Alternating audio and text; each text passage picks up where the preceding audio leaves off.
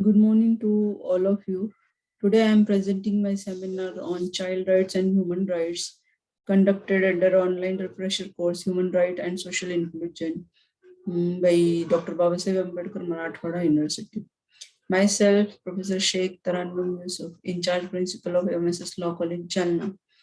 Today I present my topic child rights and human rights. In India, this consciousness is reflected in various provisions of the Constitution. Article 24, um, Article 24, Article 39 E and F.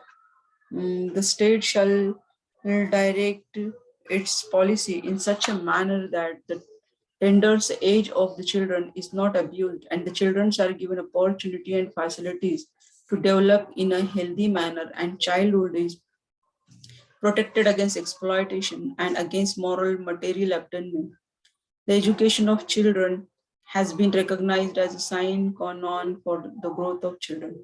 Accordingly, the state provides free and compulsory education for children who are age of 6 to 14 years. And the constitutional provisions reflect the great annexity of the Constitution, make us to protect and safeguard the interest and welfare of children in the country. The government of India has also, pursuance of these constitutional provisions, evolved a national policy for the welfare of children. And the policy starts with a goal-oriented preambulary introduction. The nation's children are supremely important assets, and this nurture and solicitude are our responsibility. The children's program should find a prominent part in our national plans for the development of human resources so that our children go up to become a robust citizen, physically fit, mentally alert, and normally healthy, endowed with the skills and motivation needed by the society. The equal opportunities or development of all the children during the period of growth should be our aim. For this would serve the large purpose of reducing inequality and ensuring the social justice. A wide range of laws guarantees to a substantial extent the rights and entitlements provided for the Constitution of India and in the Convention on the Rights of the Children. Then, as they are the delicate and precious flower of our life, it is undisputed that they are the potential embodiment of our ideals, aspirations, ambitions, dreams, and hopes. The child, for all and harmonious development of its personality, should grow up in a very congenial family environment and in an atmosphere of happiness, love, and understanding. The child, in fact, by virtue of his physical and mental immaturity, needs special safeguards and care, including appropriate legal protection before and after the birth. The childhood is period when the minds and bodies and personalities are being formed and when even temporary deprivation of capable of inflicting the lifelong damage and distortion on human rights and human development. The vital vulnerable years of the children should, as far as is humanly possible, be protected from the worst mistake and maligness of the adulthood. A child has only one chance to develop the normally, and the protection of that one chance should be given the first call on society's concern and capabilities. There will always be something more immediate and there will never be anything more important. Particularly the United Nations on the rights of the child 1989 focuses on different sets of the rights of the children, and two great international instruments, namely the Declaration and Convention, are central to jurisprudence of the child.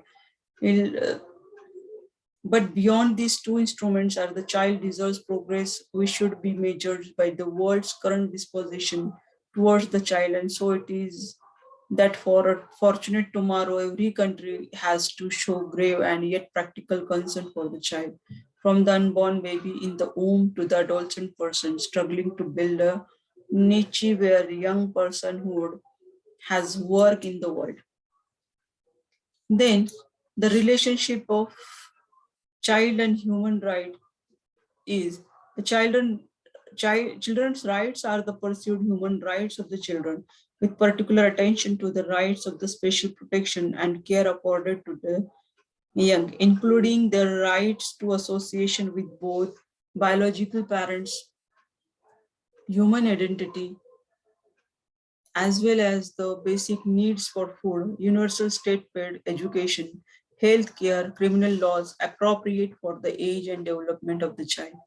Interpretation of the children's rights range from allowing the children the capacity for autonomous action to the enforcement of children being physically, mentally, emotionally free from abuse, though what constitutes abuse is a matter of debate.